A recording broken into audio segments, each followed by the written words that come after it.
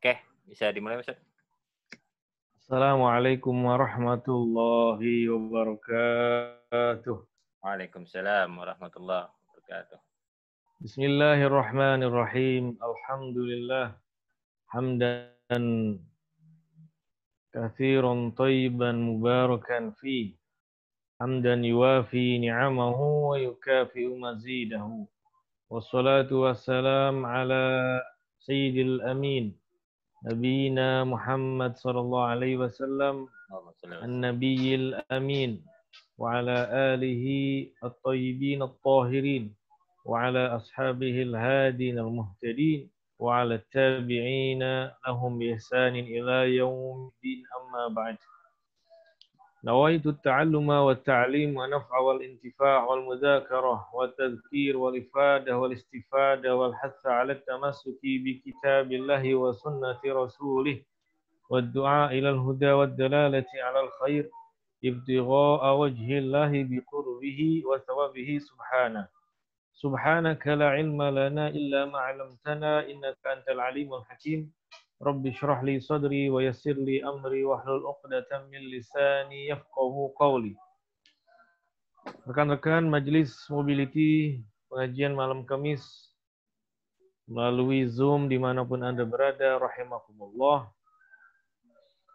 Alhamdulillah pada pertemuan yang ketujuh Allah Subhanahu wa taala memberikan kita kenikmatan yang begitu luas, nikmatul iman wal Islam wa kafa bihima min ni'mah, nikmat sehat wal afiyah, sehingga kita semua bisa beribadah dan bisa menyembah Tuhan yang Maha Esa Allah Subhanahu wa taala dan beriman mengikuti sunnahnya Nabi Muhammad sallallahu alaihi wasallam, sehingga kita patut untuk bersyukur kepada Allah dengan melakukan amal-amal soleh dan kewajiban-kewajiban kita sebagai muslim untuk menegakkan fardu sholat 5 waktu, kemudian menegakkan kewajiban-kewajiban kita berbakti kepada kedua orang tua, menafkahi keluarga, berbuat baik kepada sesama, menolong orang-orang yang pantas untuk diberikan uluran tangan.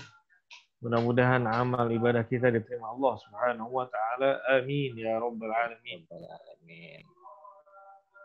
Majelis Mobility rahimakumullah, kita lanjutkan pengajian kitab yang pertama An-Nujumuz Zahirah Lisaliki Thariqil Akhirah. Nanti kita lanjutkan dengan kitab yang kedua An-Nabiyyu Ka'annaka Tarahu. Kitab yang pertama, Bismillahirrahmanirrahim. Qala al-muallif ad-da'i ila Allah al-Habib Zami Ibrahim Ismail. Berkata pengarang kitab ini, pengarang kitab An-Nujumuz Zahirah li Saliki Thariqil Akhirah, Al-Habib Zain bin Ibrahim Ismail, semoga Allah melimpahkan keridhaan dan juga memberikan perlindungan kepadanya. Amin. Amin ya rabbal alamin. Sampai kepada halaman yang ketujuh, dan ini merupakan pertemuan sudah memasuki isi daripada kitab yang kita bahas.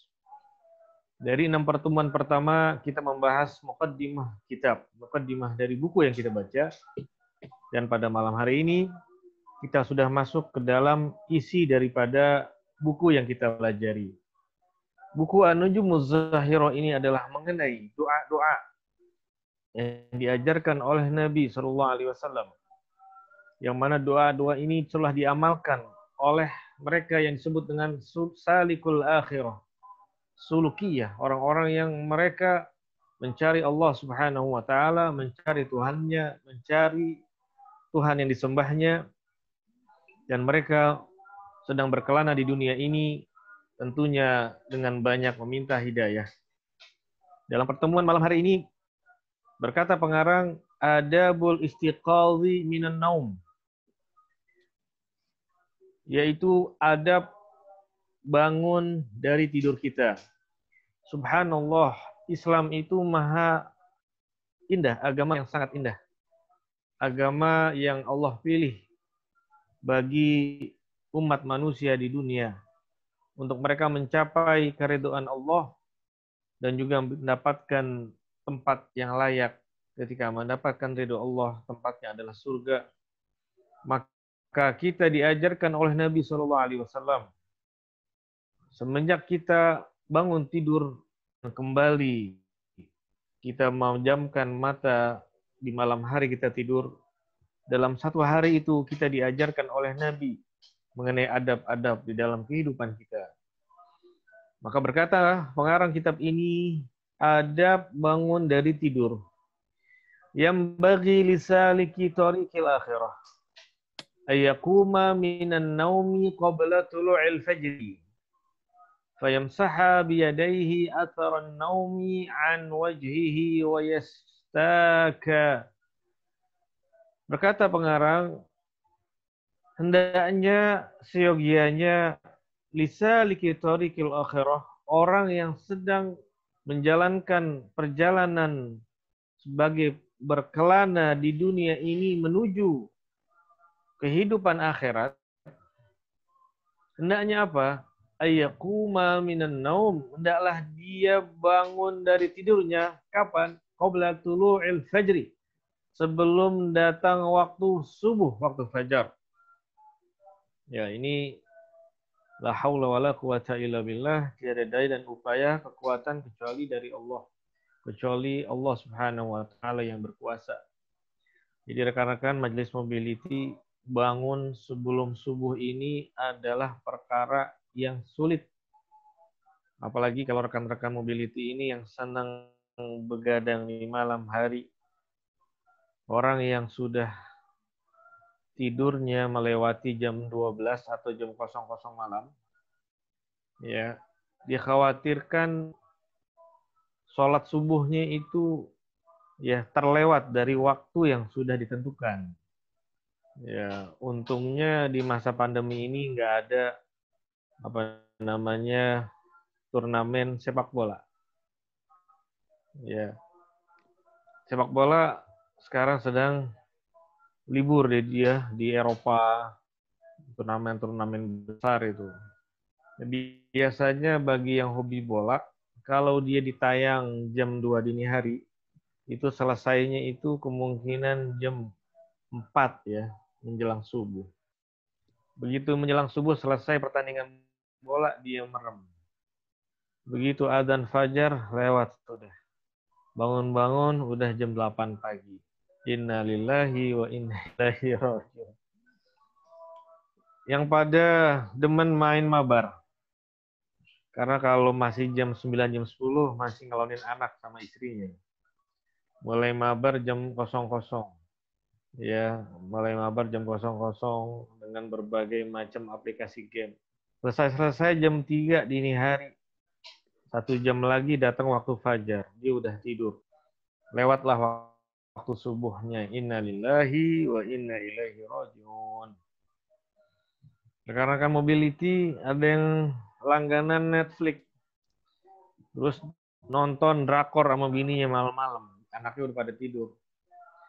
Pas jam 00, dia ngelanjutin episode berikutnya yang bininya. Karena lagi seru-serunya kan.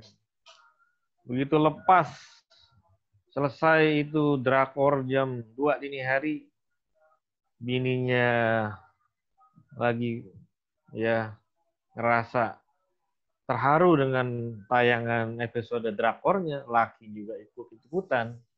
Akhirnya tidur bareng, ya dilupa, lagi junub, nggak mandi, lewatlah waktu subuhnya, innalillahi wa inna ilaihi raji'un. Jadi bagi orang yang sedang berkelana mencari akhirat, hendaklah dia itu berusaha, berupaya memaksakan diri. Ya, dia harus memecut semangat untuk dirinya, bangun sebelum fajar, bangun sebelum subuh. Ya, ini perkara yang sulit, memang sangat sulit. Harus mulai dibiasakan sekarang. Jangan menunggu kita sudah rambut penuh dengan uban. Jangan menunggu ketika telinga sudah tidak lagi bisa mendengar dengan jelas. Jangan menunggu ketika kedua mata ini ya minus atau sudah katarak, akhirnya dioperasi katarak. Jangan sampai menunggu bahwa di dalam mulut ini gigi-giginya udah pada habis. Artinya jangan menunggu tua. Ya, kita ini kan umur-umur masih produktif. rata-rata di mobility ini adalah teman-teman usia-usia produktif. Jadi sekaranglah waktunya untuk membenahi kehidupan dan diri kita, dimulai dari sekarang. Karena pelajaran kita ini, kita akan berselancar ke dalam alam akhirat. Ya, udah mulai sekarang pelajaran kita ini untuk mendidik diri kita sendiri. Nanti yang kita transfer ilmu ini kepada anak-anak kita. Ya, bangun sebelum fajar. Jadi kalau ingin tidur bangunnya sebelum fajar, kita doa mohon sama Allah. Pakai bahasa Indonesia saja. Ya Allah, berikanlah saya kekuatan, berikanlah petunjuk-Mu, berikanlah kemudahan untuk bangun sebelum fajar. Ya, jadi kita harus minta sama Allah dan kita berusaha. Syukur-syukur sebelum tidur kita berwudu. Syukur-syukur sebelum tidur bisa sempat salat 2 rakaat, salat sunnah. Ya, syukur-syukur alhamdulillah sebelum tidur kita udah baca suratul Ikhlas 3 kali, kemudian Al-Mu'awwidhatain, Al-Falaq, An-Nas sekali-sekali dan ayat kursi. Ya alhamdulillah kalau sudah bisa mengamalkan itu, insya Allah nanti dengan kekuatan dari Allah, Allah akan memberikan kita kemudahan bangun sebelum fajar. Ya sekarang kan siapa sih orang yang nggak punya handphone sekarang? Semua sudah hampir mereka memiliki handphone Android. Di handphone fasilitasnya ada namanya jam pengatur alarm. Kita tinggal atur sekarang jam alarm bangun tidur kita. Subuh itu jam 4:10 lebih sedikit. Ya. Jadi kita atur bangun sebelum fajar, misalkan bangun jam 4, kita atur alarmnya bangun jam 4 subuh. Ya, kemudian kita mohon sama Allah yang tadi, ya Allah berikanlah kekuatan darimu, petunjukmu dan kemudahan untuk bangun sebelum fajar. Ya. Dan nanti Allah akan berikan kita kekuatan dan kemudahan. Di masjid di sini di Al-Mustaqim di rumah dulu ada almarhum namanya Haji Abdussalam Madris, dia marbot dari mulai dia masih bujangan. Ya, di umur sepuhnya, ya sebelum dia sakit kemudian meninggal, dia cerita sama saya ini almarhum Haji Abdussalam Madris. Dia bilang, alhamdulillah semenjak dulu saya bujangan, kemudian diamanahin oleh engkong saya almarhum Al-Ustadz Haji Ahmad Asy'ari. Kemudian dilanjutkan setelah almarhum engkong meninggal adalah almarhum ayah saya sendiri. Ya, apa? Amanahnya untuk menjadi marbot masjid dan dijalani itu sepanjang hidupnya. Dan dia bilang, nggak pernah saya ketinggalan bangun azan sholat subuh. Jadi dia bilang, katanya almarhum Haji Abdussalam Madris, saya ini kalau jam 3 pasti tuh ada yang nyolek kenceng kayak nusuk di betis. Coba dah rekan-rekan majelis mobility teman-teman nih semua, coba tekan tuh betisnya, ya tekan betisnya pakai jari kanan tuh jempol tuh sakit, dan dia almarhum Haji Abdussalam dia tuh jam 3 pasti ada yang bangunin kayak ditusuk tuh betisnya, jadi dia bangun. Ya pasti dia bangun. Itu setiap jam 3. Artinya apa? Ini Allah berikan dia istiqomah. Ya. Para ahli tasawuf mereka mengatakan al-istiqomah khairun min alfi karomah. Satu beramal, amal baik, amal soleh, tapi kita continue. Satu ya, continue. Lebih baik daripada orang memiliki 1000 karomah. Ya, para wali-wali Allah kan punya banyak, Allah berikan apa hal-hal yang di luar dari nalar manusia yang disebut dengan karomah. Kalau mu'jizah itu Allah berikan kepada Nabi. Kalau irhasat itu sebelum Nabi diutus sebagai Nabi, sebelum para Nabi diutus sebagai Nabi, biasanya Allah berikan kepada mereka sebelumnya itu, sebelum dilantik oleh Allah sebagai Nabi, Allah berikan kelebihan-kelebihan. Ya, hal-hal yang di luar nalar manusia disebut dengan irhasat. Kalau udah menjadi Nabi, namanya mu'jizah. Kalau manusia biasa, ya para wali Allah itu diberikan karomah. Tapi kalau orang-orang seperti kita yang banyak dosa, satu ketika satu kala Allah berikan kita perlindungan, ya artinya anak kita ketika lagi naik motor, ya kadang motor metik itu kan main gas-gas aja.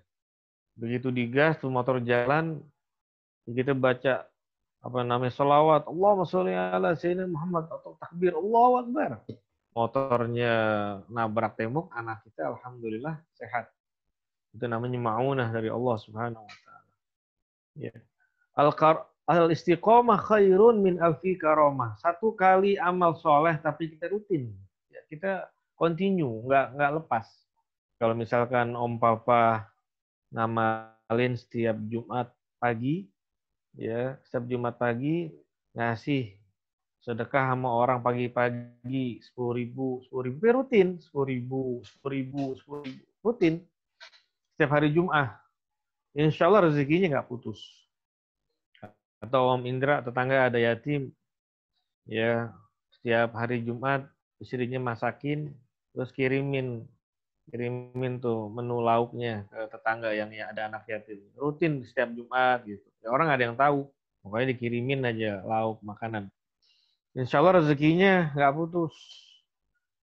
Ya. Kemudian bagi orang yang mereka istiqomah, berupaya, berusaha minta sama Allah bangun sebelum subuh. Ya, ini harus mulai ditekadkan sekarang. Jadi kita harus memaksa diri kita. Kalif nafsak. Jadi kita harus melawan keegoan, kemalasan dalam diri ini dan harus memaksa diri itu suatu keharusan, harus dipaksa. Nggak bisa. Dulu kita bisa DP mobilio, kita DP misalkan 25 juta. Terus kita kredit 5 tahun. Kata bini kita, sanggup bang 5 tahun. Anak mau sekolah, rumah masih nyicil, kita mau ambil mobilio. Bismillah, kita paksain. Insya Allah rezekinya ada. Tuh bisa tuh, lunas. Beli 2014, sekarang 2020. Udah lunas mobil kita. Alhamdulillah. Itu bisa. Tapi kenapa kalau bangun sebelum subuh susah banget, nggak bisa dipaksain. Gitu. Jadi buku ini mengajak kita untuk berselancar masuk mendalami sebuah alam akhirat. Kita harus memaksakan dan menyadari bahwa setelah alam dunia ada alam akhirat. Setelah kehidupan dunia ini ada kehidupan nanti, akhir gitu. Akhirat akhir. Karena dunia ini fana, dunia ini akan hilang. Dunia ini akan kita tinggalkan. Dan Allah sudah siapkan 2 tempat. Ya, Allah siapkan 2 tempat nanti di alam akhir. Fariqun fil jannah kata Allah, wa fariqun fis sa'ir.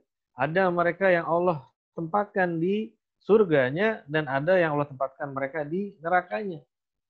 Jadi pelajaran kita ini dalam buku An-Nujumuz Zahirah li Saliki Thoriqil Akhirah benar-benar adalah buku yang membimbing kita pedoman bagaimana kita mau sampai kepada akhirat dengan ridho Allah, dengan selamat, dan kita ke garis finish akhirat itu masuk ke surga dengan ridho Allah. Caranya dengan belajar ini. Ya, makanya pelajaran yang pertama dari isi pelajaran buku ini adalah kita harus bangun sebelum fajar. Ya, rekan-rekan mobility dimanapun Anda berada yang dirahmati Allah. Kalau rumah dekat musola, rumah dekat masjid, kenapa kita susah untuk melangkah menuju rumah-rumah Allah? Ya, touring kita bela-belain, sampai beli kaosnya, sampai iurannya. Ya tentu ada bensinnya, mobil pakai air nggak bisa. Ya, kita bisa tuh menyisihkan sedikit rezeki kita untuk apa? Bersama teman-teman silaturahim kita touring. Tapi kita berusaha, ya, berusaha untuk akhirat kita. Ya, yang mulai dari hal yang sederhana yaitu apa? Bangun sebelum subuh. Ini waktu subuh ini waktu yang benar-benar mulia. Ya, salah satu hadis yang Rasulullah sampaikan bahwa orang yang sholat subuh dan sholat isya, ya kalau Rasul bilang seandainya orang-orang itu tahu, ya pahala, kebaikan, kemudian fadilah yang ada di sholat subuh dan sholat isya Sholat di masjid, sholat Isya berjamaah, sholat subuh ke masjid, ke musola berjamaah.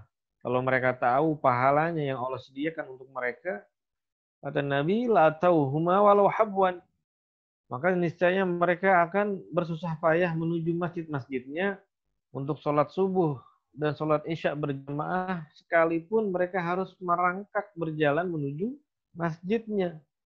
Jadi kalau seandainya nih Allah sudah memberikan kita ya wujud dari pahala-pahala tersebut jelas di depan mata kita, ya udah nggak acil lagi, artinya udah bukan merupakan suatu hal istimewa lagi, justru Allah simpan ini ya pahala berupa apa yang sangat mulia, sholat subuh berjamaah, sholat isya berjamaah, itu Allah simpan dulu, ya Allah tidak perlihatkan. Karena apa? Kata Nabi, kalau mereka tahu menyadari betapa mulianya sholat subuh berjamaah, isya berjamaah, niscaya mereka akan mendatangi orang-orang yang sholat subuh berjamaah, isya berjamaah dengan cara apa? Merangkak. Kita udah pernah belum merasakan jalan merangkak? Ya kalau misalkan pinggang sakit, jalan merangkak. Atau di apa namanya di kaki kita ada bisulan, kita jalan merangkak. Atau kita sedang sakit, ya dengkul kita jalannya juga susah. Begitulah gambarannya. Tetangga saya ada namanya Pak Haji Agus. Dia pekerja, Masya Allah. Dia pekerja, orang yang sangat giat untuk mencari rezeki. Kemudian Allah kasih ujian, cobaan luar biasa, sakit stroke teman-teman sekalian. Padahal saat itu dia 2 bulan lagi akan melaksanakan apa? Ibadah haji. Kemudian 2 bulan sebelum haji dia kena stroke. Jadi pulang kerja naik motor, tiba-tiba sampai rumah lemes, nggak bisa bergerak. Ya istrinya udah bisa membaca ini kayaknya stroke. Ya. Dan bersyukurnya alhamdulillah dalam perjalanan dari kantor ke rumah itu kalau udah pusing kepalanya. Tapi Allah masih jaga sampai di rumah baru ambruk.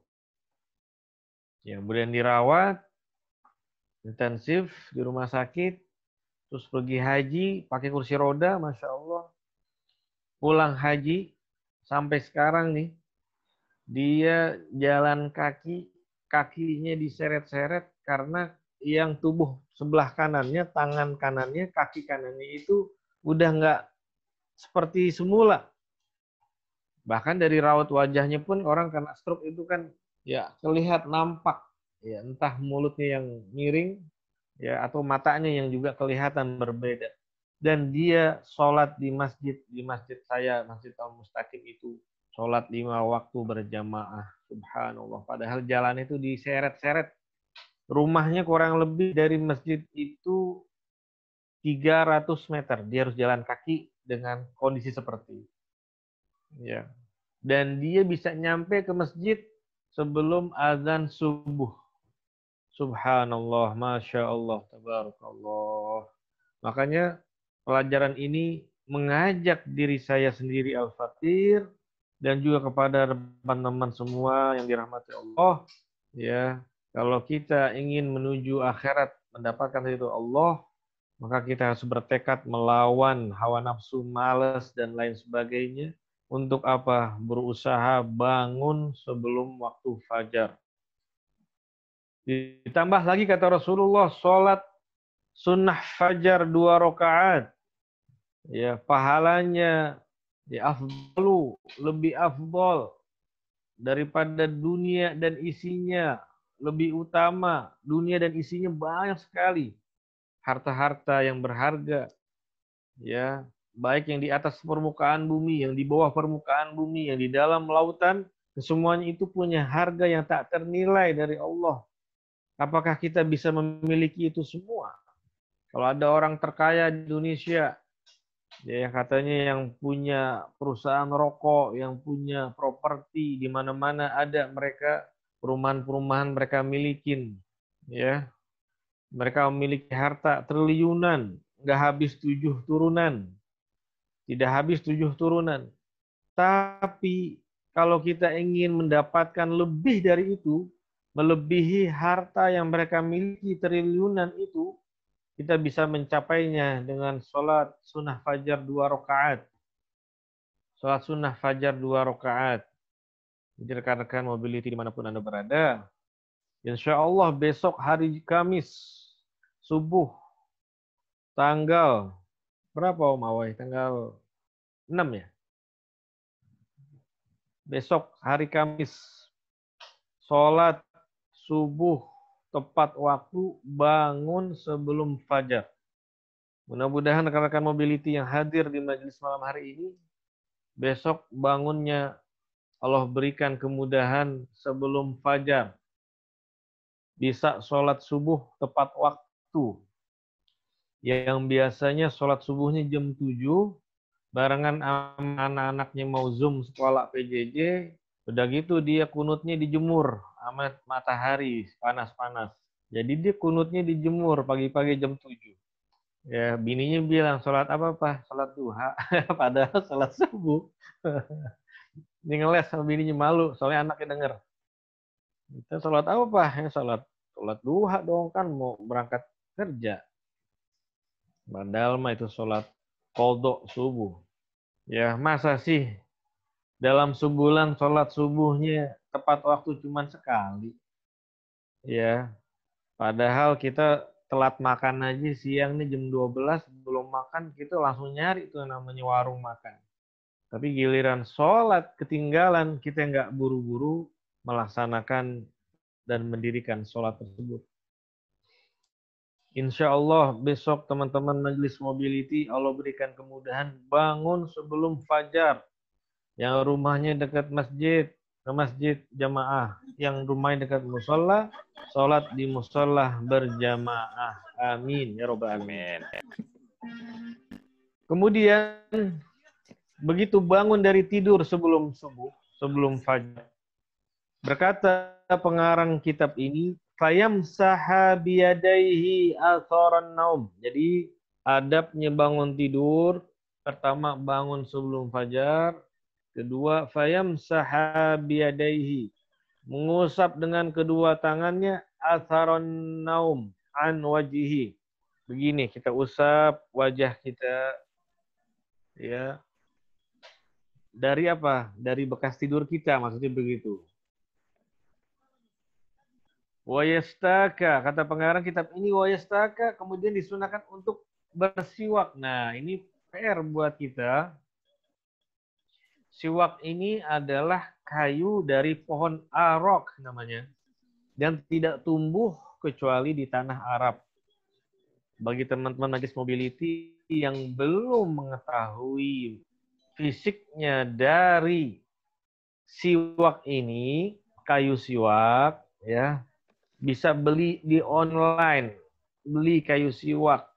Sunnah, ya sunnah kita memiliki siwak taruh di rumah.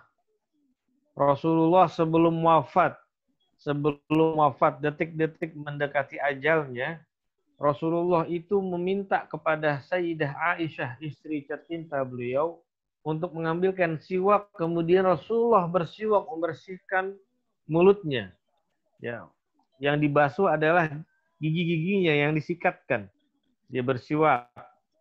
Ya, jadi artinya apa? Salah satu yang mempermudah seseorang untuk dimudahkan saat sakaratul mautnya adalah dengan bersiwak. Kenapa?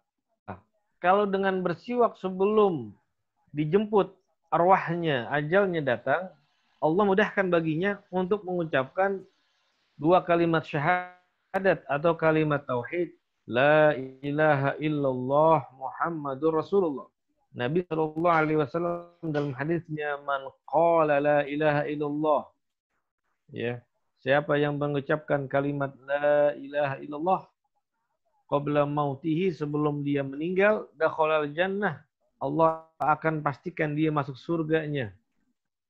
Jadi artinya meninggal dalam keadaan husnul khotimah. Karena apa? Sebelumnya dia mengucapkan kalimat la ilaha illallah Muhammadur Rasulullah.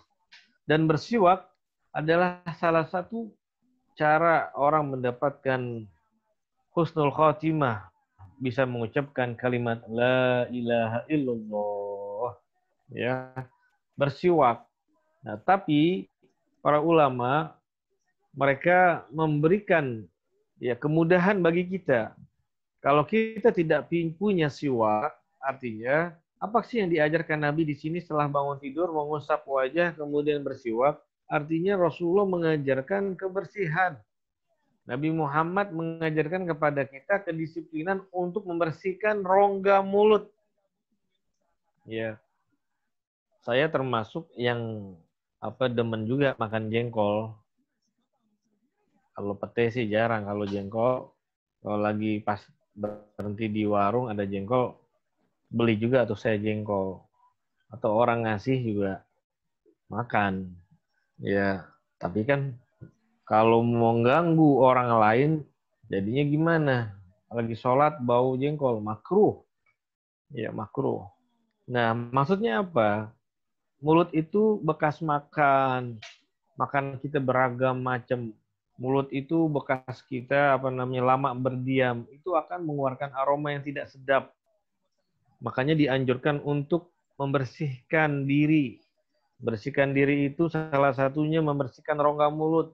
Kalau siwak tidak ada, maka gunakanlah sikat gigi dan odol yang ada. Ya, maka Rasulullah mengajarkan di sini setelah bangun tidur kita mengusap wajah, kemudian setelah itu bersiwak. Ya, bersiwak. Bila siwak tidak ada, maka gunakanlah sikat gigi. Ya nanti ya. Nah, sekarang tahapannya gimana? Masa sikat gigi ada di kamar kita, maka sikat gigi ada dan odolnya di kamar kita, kan di kamar mandi biasanya. Ya, bisa digantikan nanti. Setelah kita berdoa, selesai kita kamar mandi, kita bersiwak membersihkan rongga-rongga mulut kita. Ya, ini mengajarkan kepada kita bahwa orang Islam itu sesungguhnya adalah orang-orang yang bersih.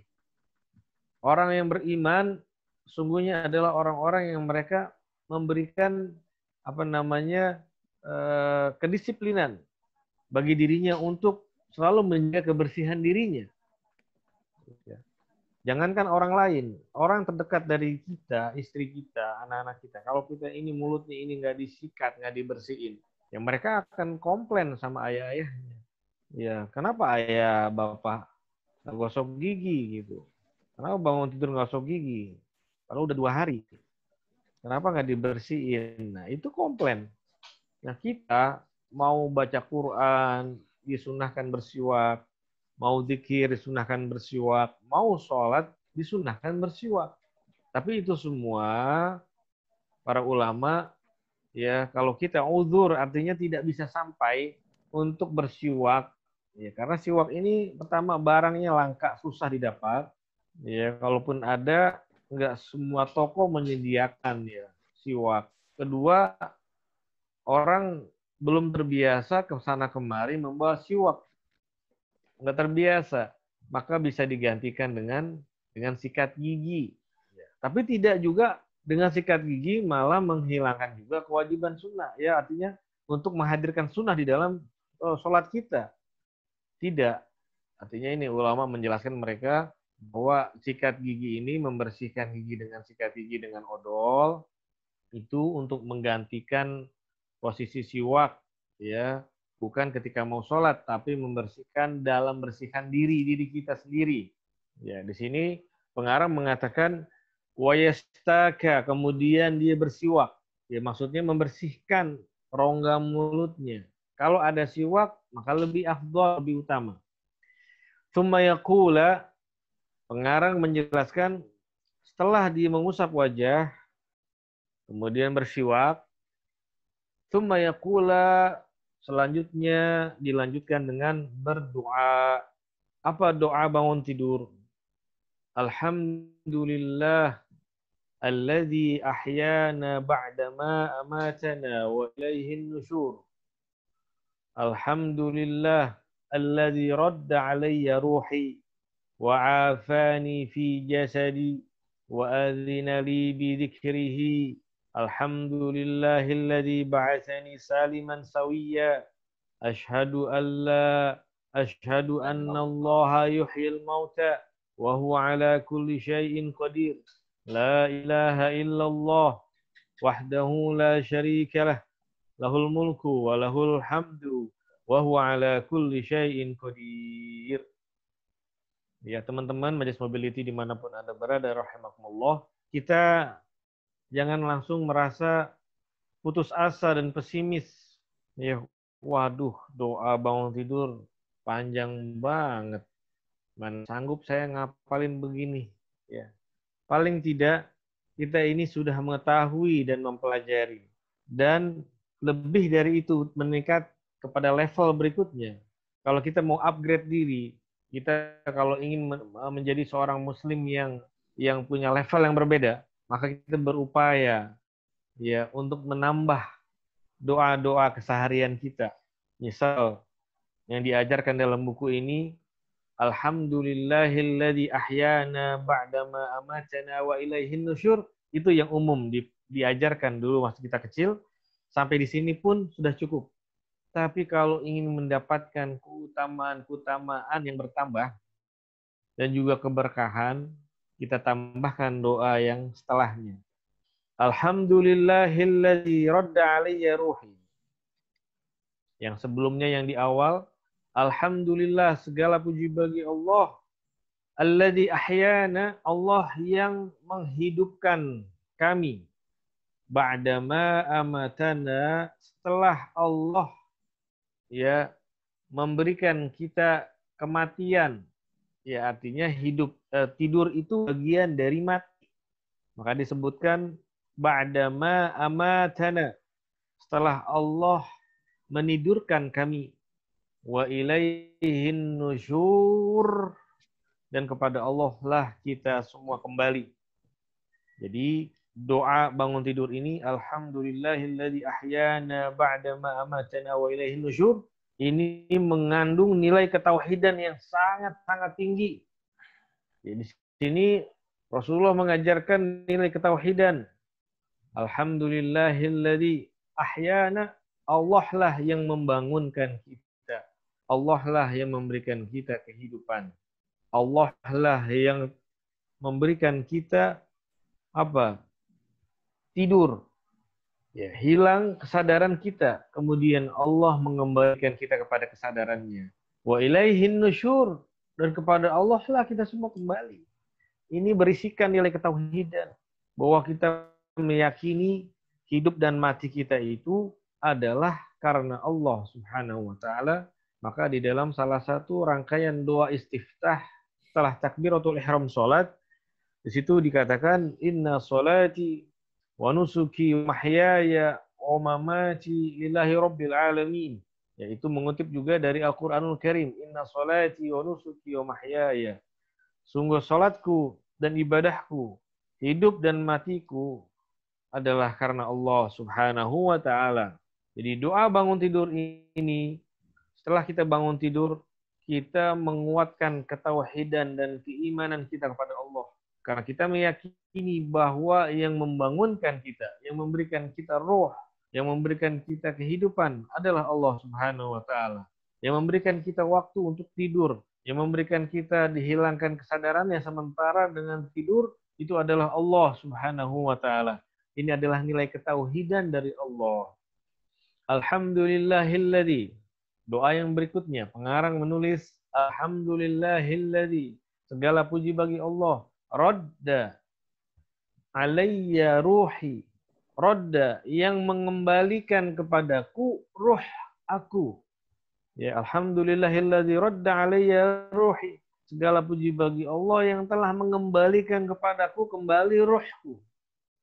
Jadi kalau orang sedang tidur, ya seperti dia mati.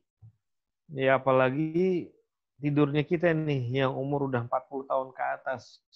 Biasanya kalau udah umur 40 tahun ke atas, tidurnya kita ini udah nggak silent.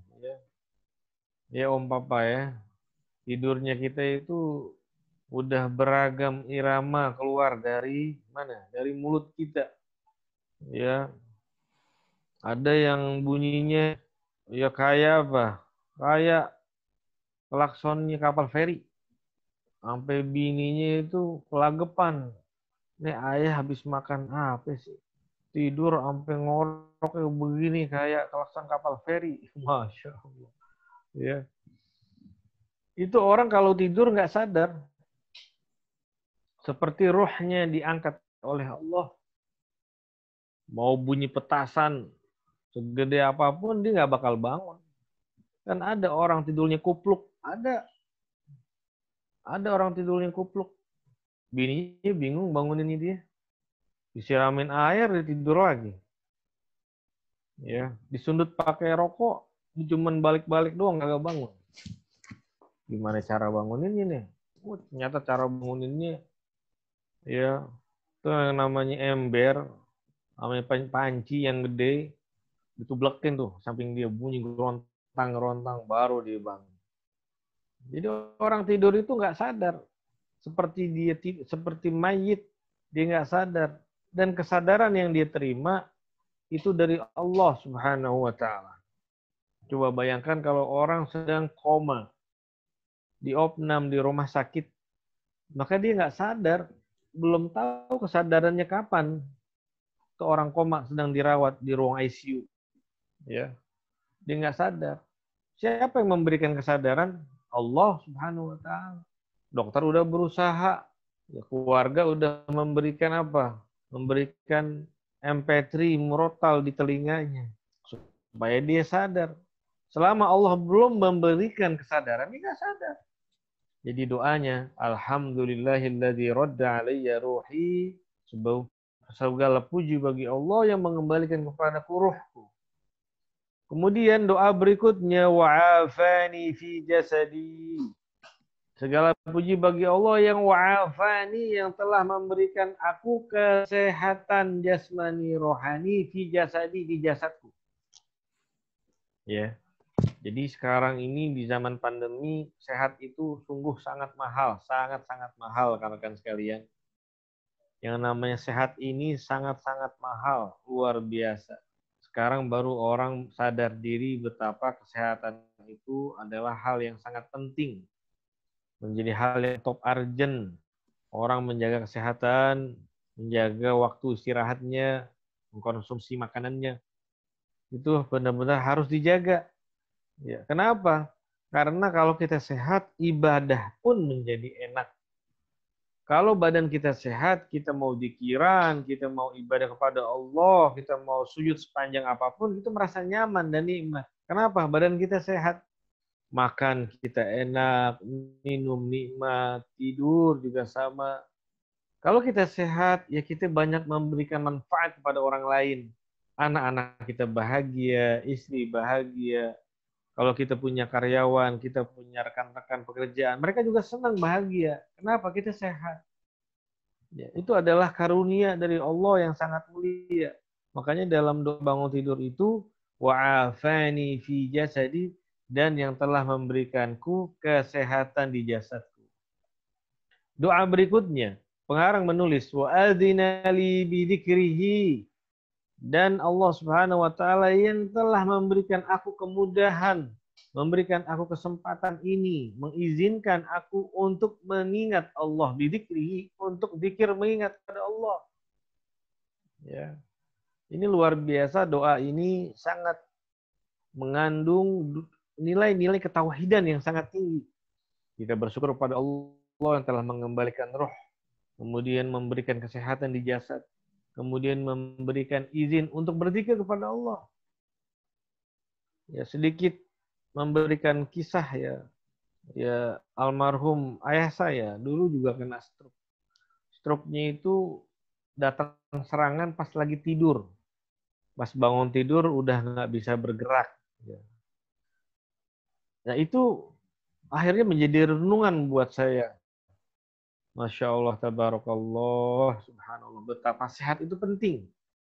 Ada orang kena stroke lagi nyetir, ada orang kena stroke lagi bekerja yang membutuhkan tenaga, bekerja di luar, outdoor, di luar rumah, lagi berkendara kena stroke, bayangkan apa yang terjadi itu. Tiba-tiba mulutnya keluh, tangannya kaku, kakinya nggak bisa ngerem mobil. Ya, mudah-mudahan Allah memberikan kita keselamatan. Amin. Ya. Jadi kita bersyukur kepada Allah dengan membaca doa bangun tidur. Allah memberikan kita kesehatan ketika bangun, ya Allah. Betapa nikmatnya tidur ini. Dan ketika Allah kembalikan ruhnya ini, kita merasakan melihat dunia ini dalam keadaan sehat afiah badan kita. Dan Allah memberikan kita izin untuk berzikir kepadanya. Betapa banyak orang bangun tidur menjadi kafir. Banyak sekali. Betapa banyak orang bangun tidur menjadi orang fasik. Banyak sekali. Tapi kita begitu bangun tidur, masih ada iman di dalam jasmani dan jiwa raga kita, di dalam darah daging kita. Ada iman yang Allah berikan kepada kita. Maka doa bangun tidur, wa adzina li bi dzikrihi, dan Allah memberikan saya kesempatan untuk mengingat Allah. Selanjutnya pengarang menulis, alhamdulillahilladzi ba'atsani saliman sawiya. Segala puji bagi Allah yang telah memberikan ya apa yang Allah karuniakan kepada aku. Berupa apa? Panca indera, kedua mata, kedua telinga, kedua tangan, kedua kaki, kepala, ada otaknya. Kemudian seluruh badan, ada darah dan saluran-saluran, urat-urat sarafnya. Saliman sawiya, dalam keadaan selamat dan juga dalam keadaan yang utuh. Luar biasa, banyak orang dibunuh lagi tidur. Dibacok lehernya, dia nggak mati. Begitu dia sadar, darah udah mengalir keluar dari lehernya. Berapa banyak orang lagi tidur ditusuk badannya, perutnya, kakinya, kemudian dibangun, kaget, masih ada nancep pisau di tubuhnya. Berapa banyak orang bangun tidur, ya dikena penyakit-penyakit kiriman, ya, orang-orang yang jahat. Ketika dia bangun, ya udah dia tidak bisa melihat lagi, tidak bisa mendengar lagi. Maka doa yang Rasulullah ajarkan, alhamdulillahilladzi ba'atsani saliman sawiyya. Segala puji bagi Allah yang telah memberikan kepadaku, melimpahkan kepadaku berupa jasad ini, berupa badan ini dalam keadaan selamat dan utuh badan ini. Subhanallah, lakal hamdu. Kemudian pengarang menulis lagi doanya, asyhadu anna Allah yuhyil mauta wa huwa ala kulli syai'in qadir. Aku bersaksi, aku bersaksi anna Allah, sungguhnya Allah yuhyil mauta, Allah lah yang menghidupkan orang mati. Allah lah yang menghidupkan orang mati. Dalam surah Yasin Allah jelaskan, ya, yuhyil 'idhama wa huwa ramim. Jadi Allah itu yang bisa menghidupkan orang kembali seperti sosok manusia, padahal dia udah menjadi tulang belulang. Bahkan ada yang hancur, hanya sisa tulang belakangnya saja, tulang ekor saja. Tapi di hari kiamat nanti, di Yaumul Ba'tsi, hari kebangkitan, Allah bisa mengembalikan manusia dengan utuh. Jadi kalau teman-teman Majelis Mobility pernah nonton Terminator, musuhnya itu dia bisa hancur, dia kembali lagi. Udah dihancurin pakai bom, ditembak, hancur, bisa bangun kembali utuh. Seperti itulah gambaran bahwa Allah akan mengembalikan manusia dari tulang belulangnya, utuh dengan daging-dagingnya, dengan darah-darahnya, seperti manusia seutuhnya di dunia. Ya, makanya dikatakan di sini, asyhadu, saya bersaksi, anna Allah, sungguhnya Allah yuhyil mauta, yang menghidupkan orang yang udah mati. Ini memiliki nilai ketauhidan yang sangat tinggi, rekan-rekan sekalian. Bahwa kita meyakini orang mati itu nanti Allah akan hidupkan kembali. Tulang belulang. Ya, ada kan orang yang menganut agama Konghucu, kalau sudah menjadi bangkai mati, maka dia harus dikremasi, dibakar. Abunya taruh di toples, taruh di rumah, ada yang dibuang ke laut. Kalau orang-orang kafir, mereka nggak yakin tuh bisa kembali lagi seperti manusia. Tapi orang Muslim, orang beriman, harus yakin bahwa debu-debu itu, tulang belulang itu, tulang belakang ekor itu bisa kembali menjadi utuh sosok manusia. Karena Anallaha yuhyil mauta, Allah menghidupkan orang yang mati. Wa huwa ala kulli syai'in qadir, Kenapa Allah menghidupkan orang yang udah mati? Wahwa karena Allah dialah ala kulli syai'in qadir. Allah lah yang mampu untuk bertindak, memiliki kuasa atas segala sesuatunya. Jadi kalau Allah udah berkehendak, nggak ada yang bisa melarang. Kalau Allah udah ingin berkeinginan, nggak ada yang bisa mencegah. Anallaha ala kulli syai'in qadir. Allah lah yang memiliki kekuatan berkehendak untuk melakukan segala sesuatunya. Jadi mudah saja. Kalau orang lagi tidur tiba-tiba meninggal, ya, bisa saja Allah melakukan itu. Orang sedang enaknya tidur, dia bisa hidup lagi, bangun, bisa saja itu mudah bagi Allah. Maka dengan zikir doa ini yang kita baca bangun tidur, ya adalah salah satu cara kita mendapatkan husnul khatimah, insyaallah. Kemudian pengarang menulis doa berikutnya, la ilaha illallah. Kan kita mengingat kepada Allah dengan berzikir. Bangun tidur, salah satu doanya, la ilaha illallah, tiada Tuhan selain Allah. Wahdahu la syarikalah. Allah lah yang Maha Esa, Maha Satu Tunggal. La syarikalah, enggak ada yang menyamai Allah, tidak ada yang bisa menandingi Allah, tidak ada yang bisa yang melebihi Allah, dan tidak ada Tuhan-Tuhan lain yang dihadirkan kecuali hanya Allah. Lahul mulku, Allah lah yang memiliki kuasa atas semua kuasa dari ciptaannya.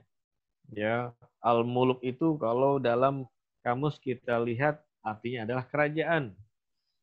Ya, dan orang yang menjadi raja dialah memiliki kuasa. Dan di dalam kehidupan dunia akhirat ini Allah lah yang menguasai semua kerajaan-kerajaan, karena Allah lah yang memiliki kuasa dan pemimpin, ya, yang berkuasa dan juga mengatur Rabbul Alamin, semua alam semesta. Wa huwa ala kulli syai'in qadir. Diakhiri doa ini dengan kalimat wa huwa ala kulli syai'in qadir, dan Allah Subhanahu wa taala lah yang berkehendak, mempunyai kuasa atas segala sesuatunya. Rekan-rekan Majelis Mobility pengajian malam Kamis via Zoom rahimakumullah, ya, kita selesai pelajaran dari kitab An-Nujumuz Zahirah li Saliki Thariqil Akhirah sampai di kalimat yang ini, doa yang ini. Ya, insyaallah kita bisa mengamalkan doa ini. Rekan-rekan nanti bisa menghafal walaupun tidak semua, sedikit saja doa bangun tidur. Ya, yang penting sudah mengamalkan ilmu ini. Alhamdulillahilladzi ahyana ba'da ma amatana wa ilaihin nusyur. Insyaallah ini doa sudah dihafal semua. Ya, karena doa ini ya adalah doa yang pernah kita semua kecil diajarkan oleh guru-guru kita, dan doa ini masih terekam dengan baik di dalam memori kita. Dan apabila rekan-rekan ingin menghafal, menambah lagi doanya, ini semua materi ada di online, tinggal ditarik. Ya, ada di share oleh Om Awai. Dalam buku ini ada doa bangun tidur. Ya, wa'afani fi jasadi wa adina li bidzikri, terus sampai wa huwa ala kulli syai'in qadir. Ini doa bangun tidur. Ya, baik, silakan yang ingin bertanya, Om Awai, berikan kesempatan kepada rekan-rekan semua. Ya, bagi yang mau ingin bertanya. Oh, Oman, silakan. Bisa langsung di-unmute, Oman. Papa. Ini ada Om Papa nih, Ustaz mau bertanya. Iya, silakan Om Papa. Ya, assalamualaikum Pak Ustadz. Waalaikumsalam warahmatullahi wabarakatuh. Sebelumnya saya cuma mau bertanya soal adab berdoa. Itu apakah ada wajib dan sunahnya, terus sama tata caranya juga. Nah, terus sejauh mana kesolehan atau kesahihan ya mengangkat kedua tangan dalam berdoa. Itu aja sih Pak Ustadz. Terima kasih. Ya, baik. Waalaikumsalam warahmatullahi wabarakatuh. Jadi berdoa bagaimana adabnya? Apakah ada kewajibannya? Apakah ada sunnahnya? Ya. Dalam berdoa, kalau kita berdoa, adab kita berdoa bagaimana? Sunnah untuk mengangkat tangan kita. Kalau kita nggak mengangkat tangan, apakah menjadi tidak diperkenankan doanya, apakah itu bagian dari hal yang su'ul adab? Ya, kalau kita nggak mengangkat tangan, berarti kita tidak mengamalkan sunnah. Kita lihat pengemis ketika dia ingin meminta uluran tangan bantuan kita, maka bahasa tubuh dia adalah mengangkat kedua tangannya dan dibuka telapak tangannya, kemudian diarahkan kepada kita. Inilah ya bahasa tubuh pengemis, meminta kepada manusia. Kadang salah satu tangannya seperti ini. Salah satu bahasa tubuh pengemis. Anak kita mau minta apa? Minta uang. Masih diangkat tangannya. Ya, minta uang. Ini minta kepada manusia. Ya, biasanya ayah, bapak minta apa nak? Minta uang, angkat tangannya sini, ya gitu ya. Angkat tangannya saya kasih. Nah, ini bagian dari adab, ya etika manusia kepada manusia. Lah kalau kita kepada Allah, Allah yang menciptakan kita, Allah memberikan kita kehidupan, Allah memberikan kita rezeki, Allah memberikan kita kesehatan, Allah memberikan kita pertolongan dan sebagainya, maka seyogianya sunnah mengangkat tangan ini menjadi bagian yang kita amalkan kalau kita berdoa. Sangat pantas ya kalau kita sebagai orang yang lemah, orang yang membutuhkan segala hajat kita kepada Allah, maka kita tengadahkan kedua tangan dan kita angkat seperti ini untuk apa? Untuk mengamalkan bahwa ini adalah sunnah berdoa dengan mengangkat tangan. Ya, sunnah doa mengangkat tangan. Kemudian adab-adab yang lain. Adab-adab yang lain adalah pertama, baca istighfar, berdoa. Setelah istighfar mohon ampun, kita baca hamdalah, alhamdulillah. Setelah itu adabnya adalah membaca salawat, Allahumma sholli ala sayyidina Muhammad. Setelah itu kita membaca doa, panjatkan doa-doa yang ada. Boleh di akhir doa salawat lagi, boleh. Kalau di awal sudah selawat, di akhir tidak selawat, tidak apa-apa. Dan boleh juga di akhir doa kita dengan baca salawat. Wa sallallahu ala sayyidina Muhammad wa ala ali sayyidina Muhammad. Ini bagian dari adab berdoa, Om Bapak. Kemudian pertanyaan yang berikutnya, yang kedua tadi, seperti apa, Om Bapak? Maaf, saya lupa. Mengenai apa, Om Awai? Cuma itu apa kesohihan ya tadi, kesohihan. Oh iya, bagaimana mengenai kesohihan daripada ajaran sunnah berdoa mengangkat tangan? Ya, ada dalam hadisnya Rasulullah menjelaskan bahwa warofa'a Rasulullah dilihat oleh sahabat warofa'a yadaihi, ya, warofa'a yadaihi ilas sama. Artinya begini, Rasulullah mengangkat kedua tangannya dan mengarahkan telapak tangannya ke atas seperti ini. Ya, mengangkat kedua tangannya dan mengarahkan tangannya ke atas seperti inilah ya yang Rasul ajarkan, dan ini hadisnya sahih. Ya, nanti teks hadisnya insya Allah di pekan yang akan datang akan saya hadirkan ya. Baik, wallahu alam. Ada yang lain bertanya, silahkan. Om Indra, silakan. Ya, Ustaz mau nanya dikit. Ya, Om En. Assalamualaikum warahmatullahi wabarakatuh. Waalaikumsalam. Ya, warahmatullah. Mengenai yang sedekah di hari Jumat, Ustaz. Iya. Dan ya, insya Allah sih udah jalan. Tapi ini saya di kantor tuh ada OB, masih muda sih. Masih muda gitu. Nah, kalau misalnya saya niatin tiap Jumat saya ngasih dia, karena kadang Jumat itu dia bikinin kopi atau apa gitu kan, saya lebihin. Betul. Itu termasuk nggak, Tat? Iya. Terima kasih Om pertanyaannya. Jadi, Masya Allah, tabarakallah, kebaikan itu sungguh sangat luas banget, banyak. Kemudian siapa yang menerima pun sedekah kita itu, siapapun banyak kita pilih. Kadang nih, Om In, saya mampir ke Alfa atau Indomaret, pasti ada tukang parkir. Ya, pasti ada tukang parkir. Padahal sebentaran doang masuk ke Alfa, tukang parkir udah langsung ngamperin kita. Ya, kita kasih tuh Om In, kasih. Kata tuh duit 2.000, kasih. Ya, kita berhenti mulu, ke Alfa berhenti, sono berhenti lagi, berhenti mulu. Makanya di kendaraan kita siapin tuh uang kecil. Ya sedekah. Iya, sedekah. Nah, apalagi kita sedekah sama orang yang setiap hari kita ketemu sama dia. Kita kerja di kantor ada karyawan profesinya sebagai OB. OB itu ya karyawan yang levelnya paling bawah dia. Ya karena dia menyiapin, membersihin semua kebutuhan kantor.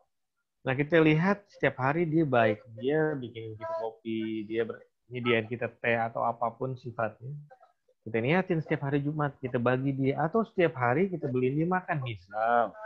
Ya. Atau setiap Jumat kita khususkan, kita bagi buat dia. Berapapun yang kita punya, sedikit atau banyak, kita memberi kepada dia. Ini bagian dari sodakoh. Jadi kita memberikan berbagi kepada orang-orang yang mereka kita lihat pantas dia nerima. OB pantas lah. Ya. Dan kita mohon sama Allah, ya Allah, saya kasih dia setiap Jumat nih, walaupun 10.000 gitu ya, 10.000 buat tipping buat dia. Dan saya niatin semoga Semoga rezeki kita berkah, pekerjaan usahanya lancar, anak-anak kita sehat. Ya alhamdulillah.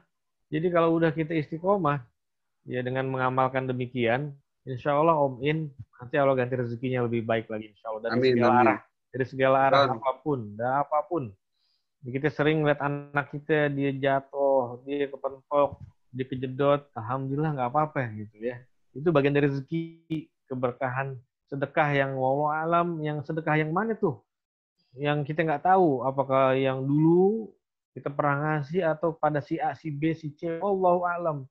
Sama tukang parkir misalkan, wallahu alam. Ya, jadi mudah-mudahan bisa terus istiqomah Om In sedekahnya ya, dan bisa bertambah lagi. Amin. Insya Allah. Amin. Wallahu alam. Silakan yang bertanya lagi. Ada yang mau bertanya? Om Papa tuh tadi. Bentar, Om Papa gantian dulu sebentar. Kalau misalkan nggak ada yang lagi, baru Om Papa lagi. Silakan. Oke. Om Amri, silakan. Ya, silakan Om Amri.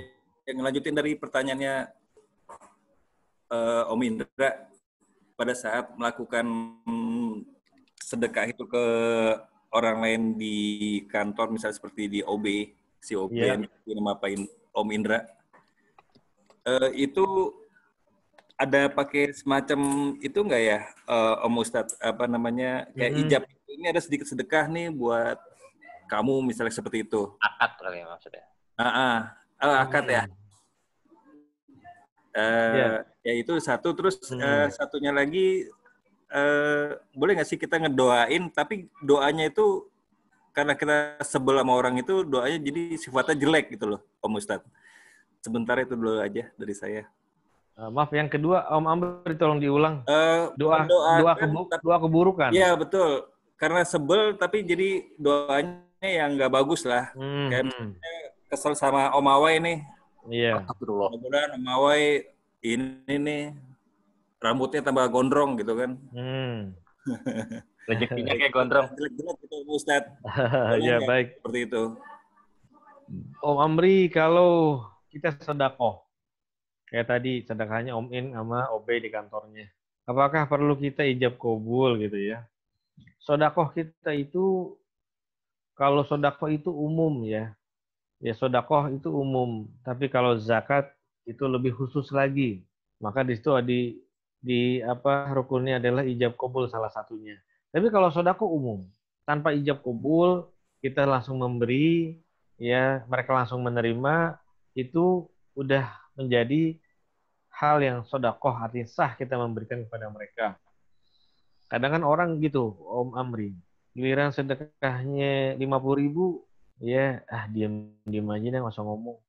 Giliran sedekahnya 5 juta, dia ngomong, ingat nih 5 juta nih sedekah gue, no jangan lupa. Ya, karena manusia tuh begitu. Kalau giliran gede dia pengen ngomong, giliran kecil aja dia silent gitu. Jadi kalau sedekah tanpa ijab kabul nggak apa-apa. Ya, kita memberi kepada orang, kita kasih sedikit banyak, berapa nominalnya, atau berupa barang yang berharga, atau dengan pakaian bekas pun kalau layak pakai ya kita beri, kita sedekah buat mereka. Tetap Jadi jatuhnya sebagai misalkan nih, sedekah ya, Om Ustadz. sedekah apapun bentuknya itu kan, sedekah itu kan Kalau kita kayak ngasih ke ojol itu misalnya yang nganter boleh makanan gitu kan, tipping, ini ada sedikit buat tipping, beli betul. kopi gitu, bilang sama Betul. dia. Ya betul itu nggak apa-apa kan ya. itu kan kalimat sebenarnya kalimat jabrul khotir. Jadi kalau bahasa Arab itu jabrul khotir itu istilahnya ya kalimat basa-basi ngenakin dia gitu ya. Ya betul. Kita ngasih Ya, betul. kita ngasih tipping nih sama ojol. Padahal kita udah pakai OVO atau bayar GoPay gitu kan. Tapi tetap kita kasih cash buat dia. Kasih cash buat dia, misalnya 5.000, 10.000. Itu senang banget, Masya Allah. Senang banget, luar biasa. Seperti contoh, di awal dulu saya pakai Gojek, Grab. Motornya udah butut. Terus kagak pakai, nggak ada greeting apa. Ada kasih 5 aja terus. Bintang 5 aja kasih. Nggak apa. Apa susahnya ngasih bintang 5. Kasih bintang 5 aja udah. Tapi gitu. kalau kita minta ya. imbalan gimana, Zat? Gimana Om Awai? Misalkan kita bersedekah, tapi kita minta imbalan. Imbalan ini berupa doa ya. Misalkan kita tidak apa-apa. salah satu pengamis nih, misalkan. Kita bersedekah, tapi di satu sisi kita bilang sama yang penerimanya ini, tolong doain saya, misalkan biar saya murah rezeki orang tua saya. Betul. Nah, itu tidak apa-apa. Tidak apa-apa. Itu bukan ada harapan, ada imbalan. Kalau imbalan itu kan dia berupa hal yang sama, berupa barang yang sama, atau materi yang sama. Tapi kalau ini kan sifatnya adalah kemuliaan dalam berupa doa. Berapapun yang kita kasih, orang yang menerima sedekah kita sedikit banyak, insya Allah dia akan terucap dalam mulutnya doa buat kita. Sekalipun nggak diucap ya, dalam hati, ya Allah mudah-mudahan dia sampai ke tempat pekerjaan dengan selamat, ya mudah-mudahan misalnya rezeki dia tambah berkah, itu nggak apa-apa, kita mohon doa mereka. Ya, sering juga saya begitu ngamalin, jadi kalau kadang naik ojek, kasih tambahin dia walaupun udah pakai OVO, atau beli GoFood, ya kita kasih 5.000, 10.000. Ya, atau kita beli ordernya 3, padahal butuhnya 2.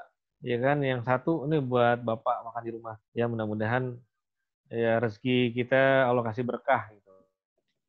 Itu nggak apa-apa seperti itu. Dan itu ya hal yang mulia ya. Kita mohon minta doa sama orang. Itu sangat mulia, minta doa dengan orang lain. Dan Om Amri tadi pertanyaan yang kedua mengenai doa yang buruk, Ustaz. Oh iya, kita mendoakan keburukan. Dalam Al-Qur'anul Karim Allah menjelaskan walladzina ja'u min ba'dihim yaquluna rabbana ighfir lana wa li ikhwanina alladzina sabaquna bil iman wa la taj'al fi qulubina ghillan lil ladzina amanu. Jadi dalam ayat ini Allah memberikan kita perintah apa? Doa supaya ya Allah wala taj'al fi qulubina, janganlah Engkau jadikan hatiku ini ada rasa dengki, dendam, iri, keburukan. Kepada siapa? Lilladzina amanu, kepada orang beriman. Jadi kalau kita punya saudara, punya kawan, kita kadang diuji dengan kesel karena perilakunya, ucapannya, itu pasti ada dalam hidup kita, pasti ada. Tapi kita diajarkan oleh Rasulullah, oleh Allah Subhanahu wa taala, wasbiru wasabiru. Wasbiru wasabiru, bersabarlah dan kuatkanlah kesabaranmu. Kuatkanlah kesabaranmu, sabarlah dan kuatkanlah kesabaranmu. Wasabiru wasbiru wasabiru. Sabar dan kuatkan sabar. Jadi kalau kita disakitin, dizalimin, kita berupaya mendoakan dia supaya mendapatkan hidayah. Supaya dia sadar diri. Ya, memang berat. Ini amalnya Rasulullah itu akhlaknya luar biasa.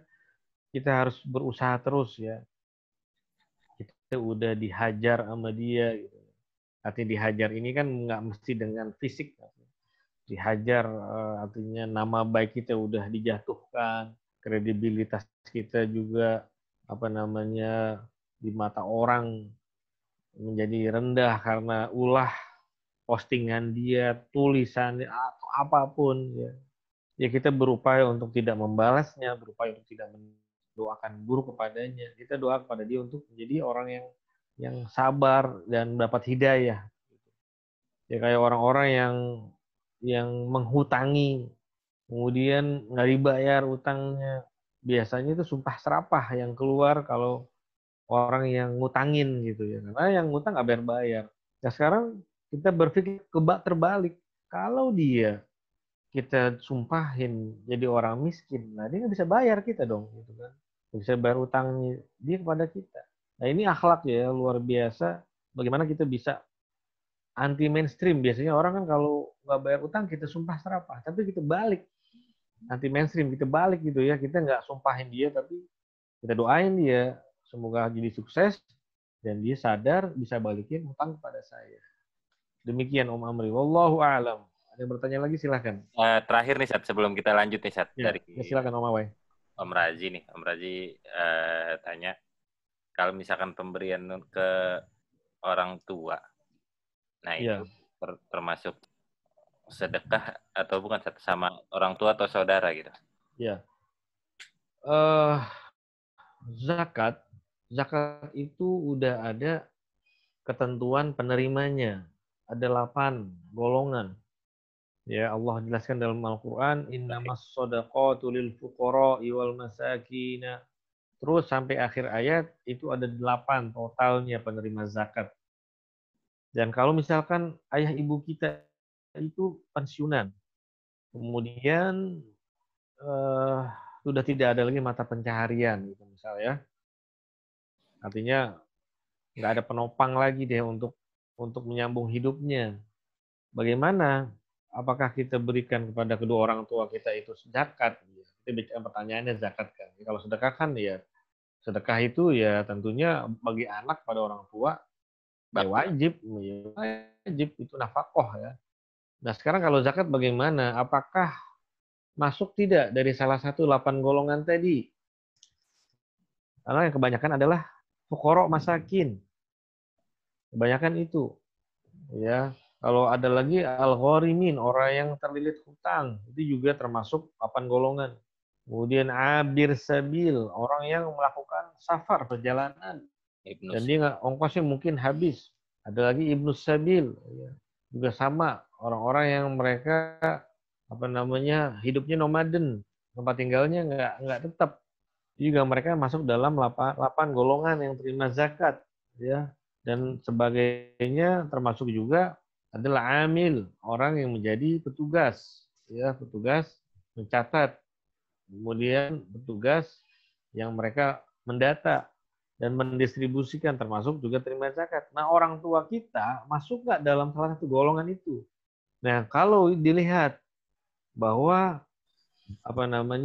mata pencahariannya nggak ada, kemudian ya sama sekali nggak ada pemasukan. Berarti dia termasuk fuqara dan masakin. Ya, fuqara dan masakin. Orang fakir itu dia nggak mampu menopang hidup untuk esok hari. Kalau miskin, dia masih sanggup menopang esok hari. Tapi hari berikutnya pun dia udah nggak mampu. Jadi kalau orang tua kita masuk fuqara masakin, boleh menerima zakat dari anaknya. Ya, makanya Allah jelaskan dalam Al-Quran, wa ati dzal qurba haqqahu wal miskin. Ya, wa ati dzal qurba haqqahu. Maka berilah sedekahmu kepada orang-orang yang terdekat dari kehidupanmu. Siapa? Saudara, tetangga, famili, hubungan kekerabatan, teman sahabat dekat. Itu termasuk dalam wa'ati dzal qurba haqqahu. Kalau mau ngasih, utamakan yang lebih dekat dulu. Ya, wal miskin, apalagi dia miskin. Baik, demikian ya Om Amri. Siapa tadi? Om Amri ya? Om Razi. Oh, Om Razi. Ya, demikian Om Razi. Wallahu a'lam. Amanto segera deh. Ya. Segera deh. Ustaz, mau melanjutkan pertanyaan yang tadi. Iya, silakan.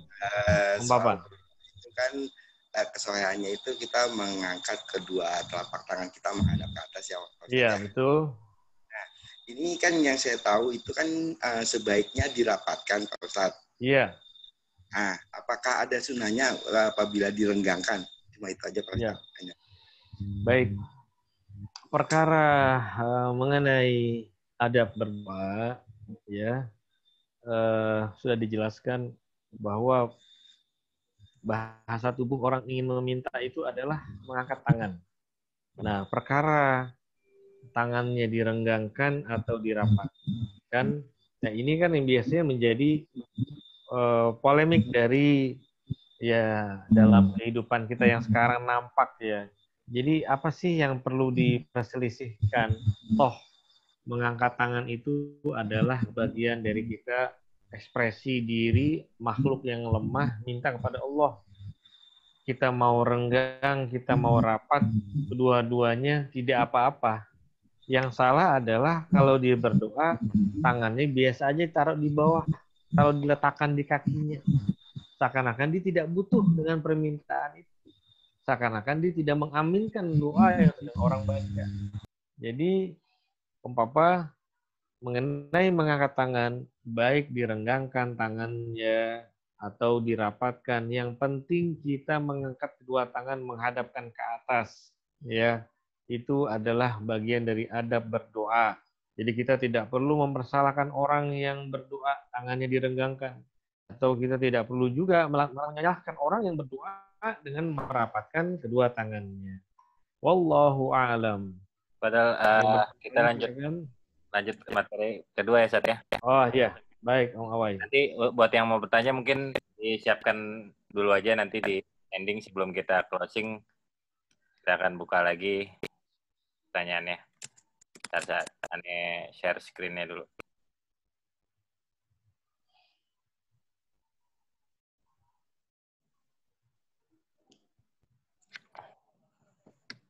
Sat. Ya, bismillahirrahmanirrahim. Kita lanjutkan kajian dari buku yang kedua, An-Nabiyyu ka'annaka tarahu.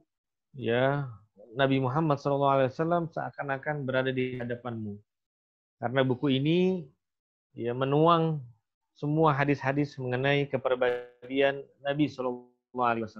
Dan pada pelajaran kali ini kita sampai pada hadis Bismillahirrahmanirrahim, wa kana sallallahu alaihi wasallam ahabbat ta'ama ilaihi al-lahmu. Setelahnya, Sat. Wa minasyati wa kana sallallahu alaihi wasallam ahabbat ta'ami ilaihi al-lahmu wa minasyati al-katifu wa minal baquli ad-dubba'u wa minas sibghi al-khillu wa minat tamri al-ajwatu. Atau kama qala Nabi sallallahu alaihi wasallam. Baik, malam hari ini pelajaran dari buku yang kedua mengenai kepribadian yang mulia Nabi sallallahu alaihi wasallam, bahwa Nabi Muhammad sallallahu alaihi wasallam itu ahabbat ta'ami ilaihi, makanan yang paling beliau sukai adalah al-lahmu, daging.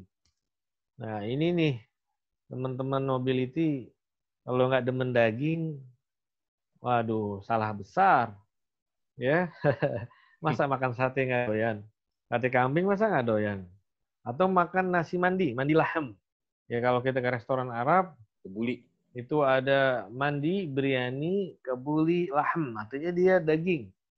Ya, kalau dalam bahasa Inggrisnya biryani lamb, ya, daging. Tapi ada daging istilah, ada tuh di food court makanan namanya halal guys, ya. Ada food court namanya halal guys. Halal guys itu menunya daging kambing, tapi di situ tertulis bukan lamb, tertulis di situ giro. Nggak tahu bahasa mana giro itu. Ya, itu kambing. Ya, jadi daging kambing, daging sapi, pokoknya semua yang sifatnya daging, hewan yang boleh halal kita makan, itu adalah makanan yang disenangi oleh Nabi Shallallahu Alaihi Wasallam. Ya, jadi makan daging itu kan itu protein ya. Jadi membantu orang untuk menjadi sehat. Tapi bagi orang yang katanya pantang ada beberapa orang yang memang dia pantang, ya dia hindari dulu lah atau dikurangin dulu. Tapi bagi yang sehat, ya itu menjadi makanan yang sunnah, makan daging. Makanya 1 tahun sekali ada Idul Kurban. Ada hari raya kurban dengan menyembelih hewan kurban, diantaranya unta, sapi, kerbau, kambing. Ya bebek, ayam nggak masuk kategori. Ya nggak masuk kategori. Ya, setahun sekali itu makan daging. Bahkan makan daging kurban itu sunnah. Makanya pengurban itu dapat dia bagian dari daging hewan kurbannya. Sunnah untuk dimakan. Itu hewan kurban, daging. Alhamdulillah saya di sini saya terapkan sekarang udah mulai nabung. Di tahun ini polanya saya penggemukan sapi. Jadi saya udah beli 5 ekor, pilot projectnya 5 ekor, saya taruh kandang, ya kerjasama sama peternak, digemukin sapinya. Jadi beli bulan kemarin, bulan Oktober beli di Boyolali, kemudian masuk kandang, kemudian kerjasama sama peternaknya sebulan sekian ratus ribu buat biaya perawatan.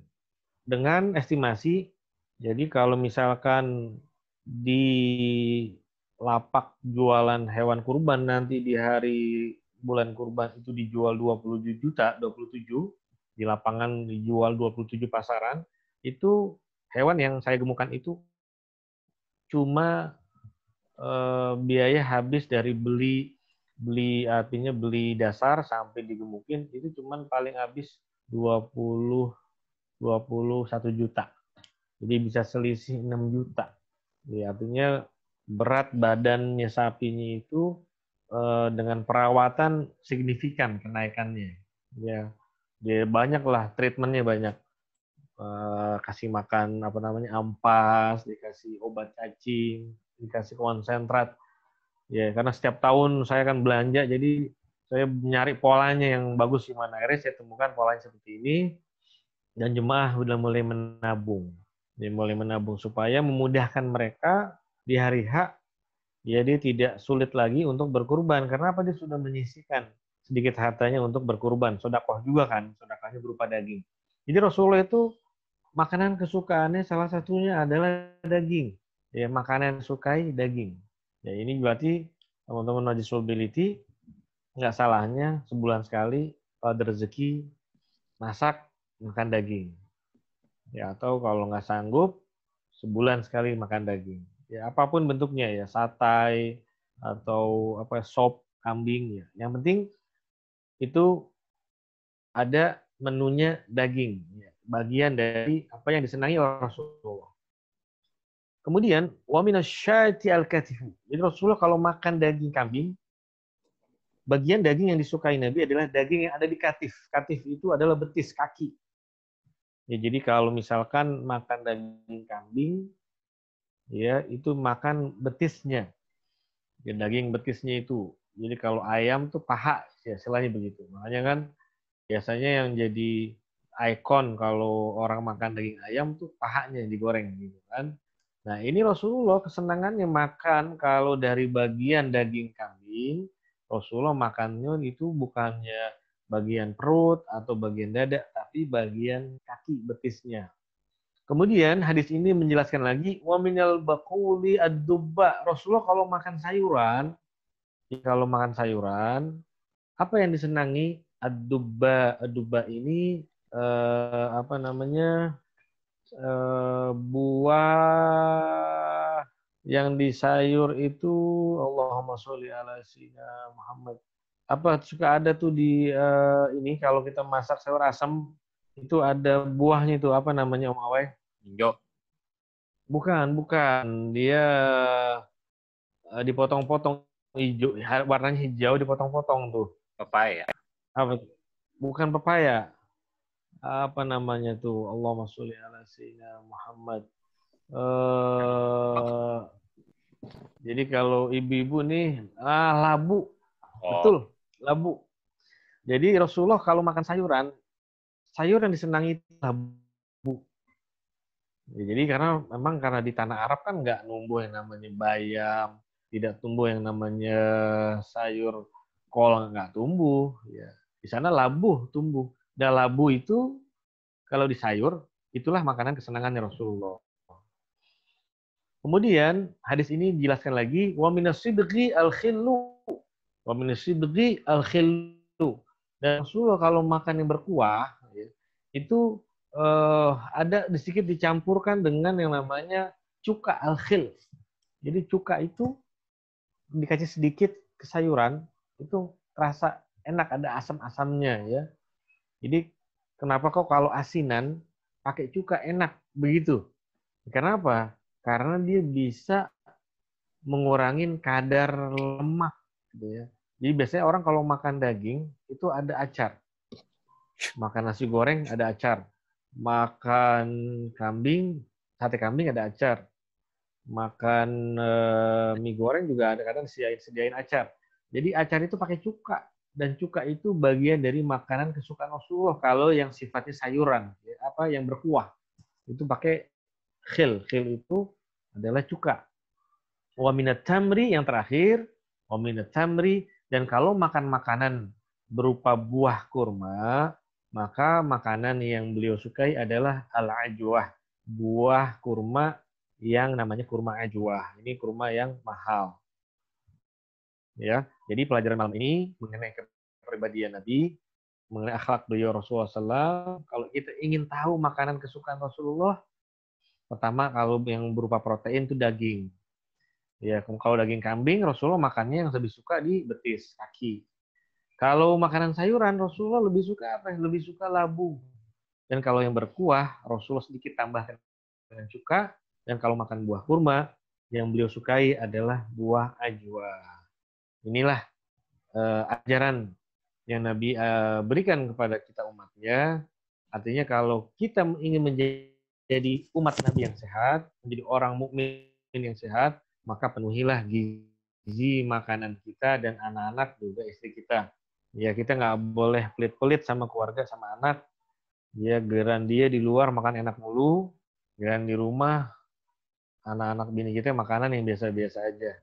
Ya, artinya apa? Kita perlu kombinasi variasi menu. Tinggal komunikasi dengan istri. Hari ini makannya ini, besok menunya ini, besok menunya ini. Ya, ada variasi makanan gitu ya. Supaya apa? Supaya kita sehat, istri sehat, anak sehat.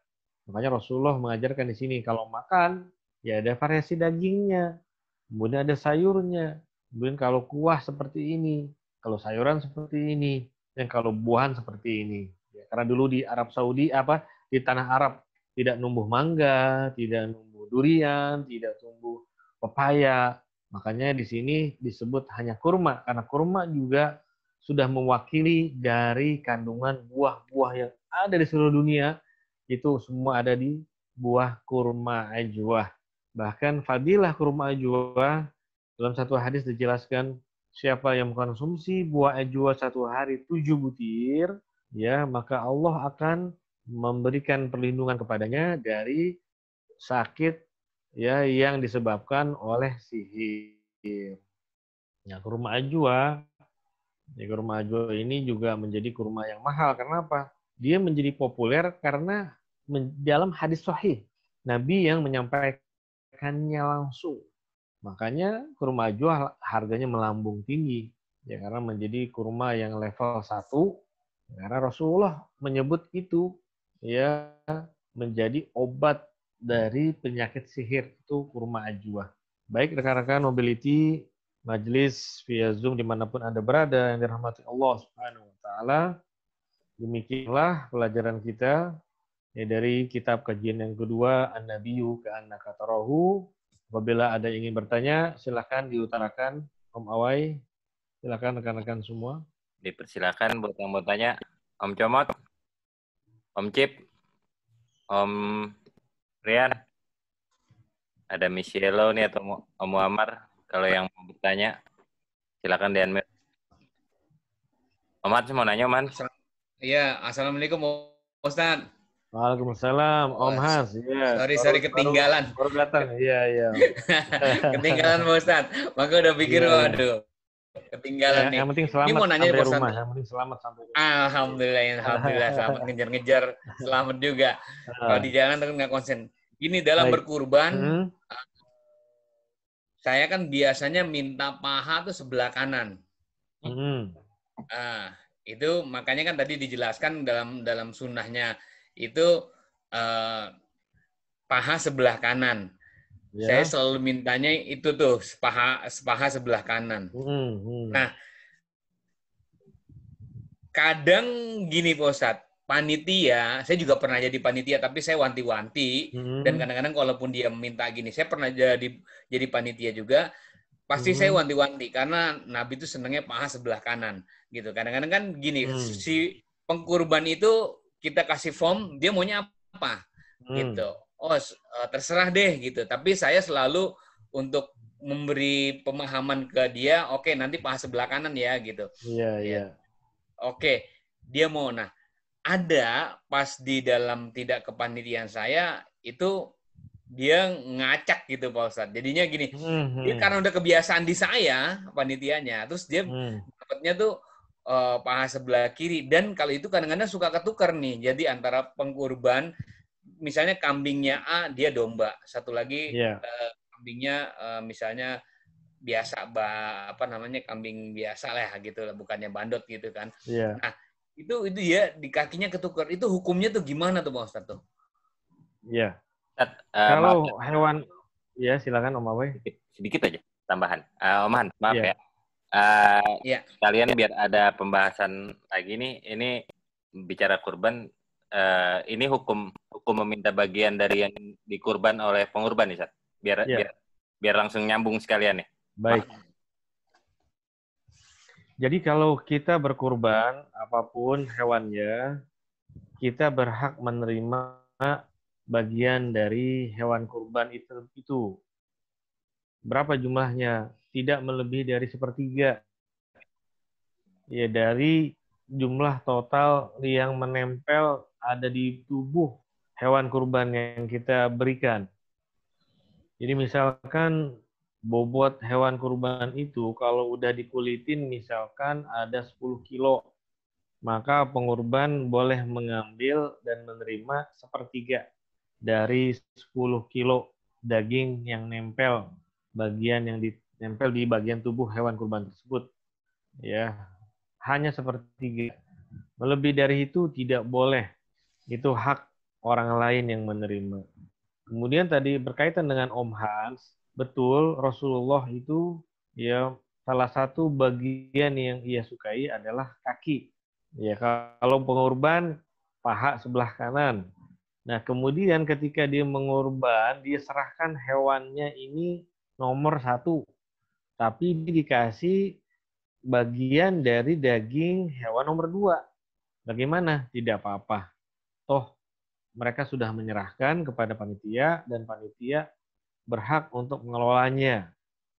Ya, karena apa? Karena saat di lapangan kadang memang kita sulit untuk memilah-milah, apalagi kalau udah lebih dari 20 ekor. Ya.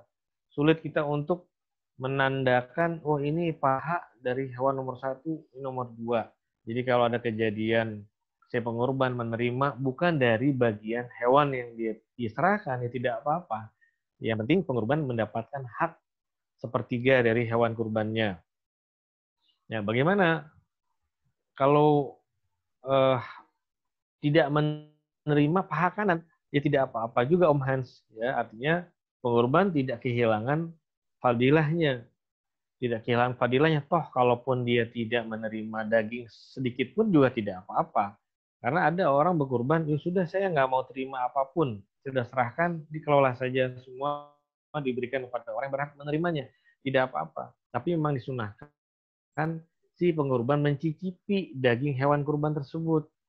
Hanya 1/3 dari seluruh bagian tubuh si hewan kurban. Begitu. Ya, apakah harus juga dengan paha? Ya tidak mesti juga.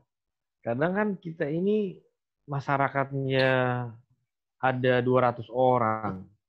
Sementara orang yang mampu berkurban cuma 3 orang. 3 ekor kambing untuk 200 orang, ya nggak mungkin juga kita harus berikan dia satu paha. Ya. Jadi bagaimana mensiasatinya? Ya sudah, panitia punya hak kelola secara penuh, yang mereka bisa menakar dari hewan kurban itu daging-dagingnya yang menyesuaikan, karena jumlahnya penerima ada 200. Maka disesuaikan. Nah, di sini untuk pengelolaan kurban di masjid di sini di rumah, yaitu berikan satu pengurban itu, kalau dia kurban sapi, dia dapat 7 kupon, yang mana berat satu kupon itu 1 kilo. Jadi kalau hewan sapi, dia dapat 7 kilogram daging murni sapi. Kalau dia mengkurban kambing, dikasih 5 kupon. Jadi 5 kilo daging kambing. Di sini seperti itu kelolaannya. Dan alhamdulillah dari jumlah mustahik yang ada cukup mencukupi dengan metode 7 kupon 7 kilo kalau sapi, 5 kupon 5 kilo kalau kambing. Artinya tidak mengurangi atau tidak mengambil yang mustahik. Bahkan pengurban sangat merasa diapresiasi dengan demikian, gitu ya. Kayak tadi Om Has bertanya, kalau kasih paha kanan, saya usahakan betul. Dan si pengurban akan merasa diapresiasi dengan perlakuan panitia. Tapi kalau melihat tadi ya, kambingnya cuma 10, sementara mustahiknya ada 200. Ya nggak mungkin kita harus memberikan dia satu paha utuh gitu ya. Karena apa? Masyarakat penerimanya banyak. Jadi ngelihat juga situasional lah ya, kondisi dia di daerah tempat dia melakukan aktivitas pengelolaan hewan kurban. Demikian Om Hans, wallahu a'lam. Terima kasih banyak Pak Ustadz. Assalamualaikum warahmatullahi wabarakatuh. Ya, Waalaikumsalam. Ada lagi yang mau bertanya? Om Amri, Om Rian, mau nanya nggak? Om Indra, Om Raji ada pertanyaan lagi nggak? Lanjut. Baik, Ustaz, mungkin sebelum kita closing sedikit rangkuman, Ustaz. Baik. Sedikit rangkuman tadi dari sedikit tadi yang aneh cuma mau minta amalannya nih, amalan saat kita menjelang tidur nih, urutan yang memang disarankan. Tadi kan ada bahas baca Fatihah, ayat kursi, terus Qul Al-Falaq dan Anas. Artinya ini kesimpulan terakhir untuk amalan, mungkin bisa kita ikut amalin juga. Baik. Ya. Majelis Mobility pengajian malam Kamis via Zoom dimanapun Anda berada, rahimakumullah. Sebelum tutup doa, bisa kita simpulkan pelajaran pada malam hari ini dari kitab yang pertama, bahwa disunahkan dan kita upayakan untuk bangun sebelum fajar. Kemudian sebelum tidur, kita berdoa minta pada Allah supaya dibangunkan oleh Allah, dimudahkan oleh Allah, bisa bangun sebelum fajar dengan membaca Fatihah, surah Ikhlas 3 kali, Al-Falaq, An-Nas sekali-sekali, dan ayat kursi. Ya, kemudian kalau bisa juga diupayakan berwudu sebelum tidur dan berdoa ketika mau tidur. Bangun sebelum fajar, kemudian berdoa dengan doa yang tadi sudah kita pelajari, alhamdulillahilladzi ahyana, terus sampai terakhir wa huwa ala kulli syai'in qadir. Kemudian ya setelah itu kita melaksanakan sholat tahajud kalau belum masuk waktu fajar. Kalau sudah masuk waktu fajar, maka kita sholat sunnah fajar 2 rakaat. Baik sholat tahajud atau sholat sunnah fajar 2 rakaat minimal.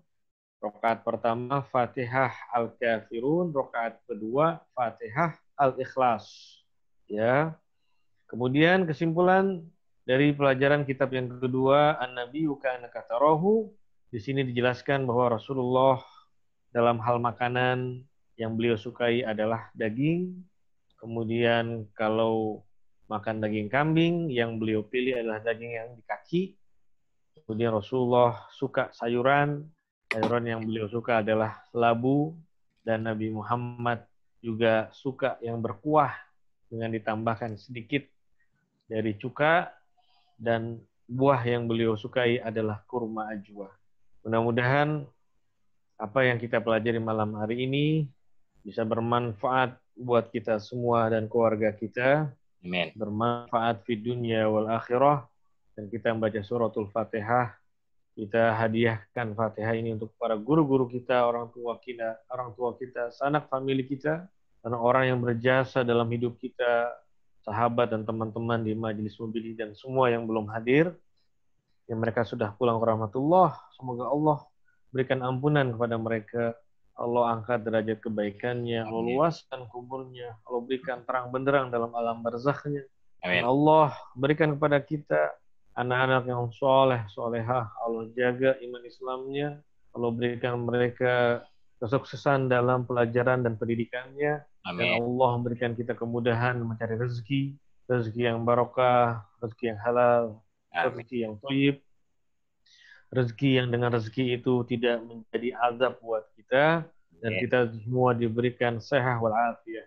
Amin. Tilka niyah wa ala kulli niyatin salihah wa ila hadratin nabiyil Fatihah.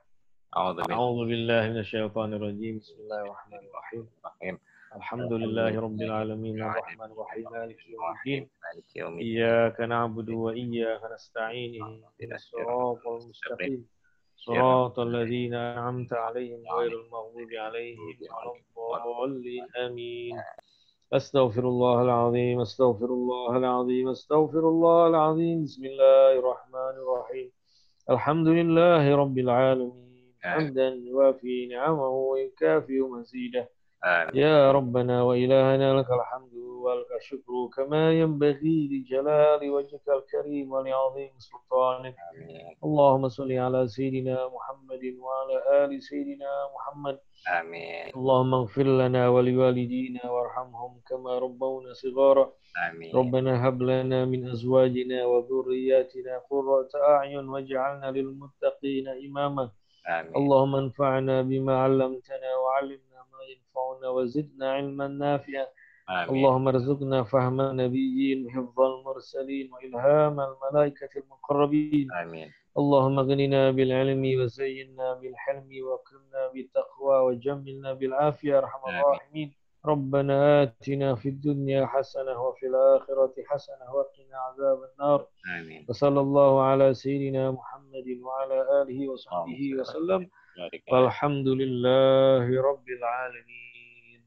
Terima kasih teman-teman majelis mobil sudah menghadiri majelis ini. Mudah-mudahan kita sudah diberikan istiqomah. Terima kasih atas segala kekurangan dan kesalahan. Mudah-mudahan kita semua bisa menghadiri pada pertemuan majlis berikutnya. Terima kasih semuanya. Assalamualaikum warahmatullahi wabarakatuh. Waalaikumsalam warahmatullahi wabarakatuh.